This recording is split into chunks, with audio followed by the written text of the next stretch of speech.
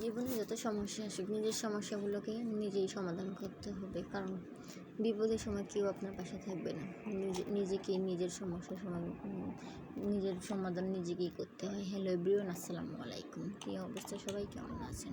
নিশ্চয়ই অনেক ভালো আছেন, আমি অনেক ভালো আছি। নিজে আজকে নিজেই যত বিপদে পড়ুক না কেন, নিজের সমস্যাগুলোকে নিজেই সমাধান করতে হয়। তাছাড়া আজকে আপনার খারাপ সময় আপনি কাউকে বলেন, তখন আপনাকে সবাই সে আপনার খারাপ সময়গুলোকে নিয়ে কোটা দেবে, করবে। সেই জন্য নিজের কষ্ট কথাগুলো কখনো কাউকে বলতে নেই। বিশেষ করে দুর্বল অংশের কথা কাউকে বলতে নেই, কারণ আপনার খারাপ সময় দুর্বলতাকে মানুষ বেশি আঘাত করে। খুঁজে বের করতে চাইবে যে আপনার দুর্বলতাটা কোথায় আছে।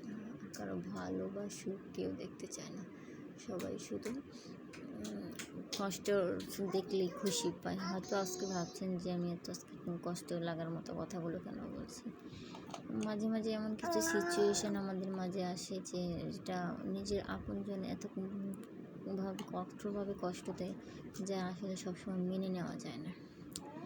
তাই কি আর করা, তারপরেও জীবনের যেই গতি সেভাবে তো আমাদেরকে নিজের জীবনকে নিজে চালিয়ে নিয়ে যেতেই হয়, তাছাড়া তো আর কিছু নেই। এখান দিয়ে আমি একটু মাংস রান্না করে নিয়েছিলাম।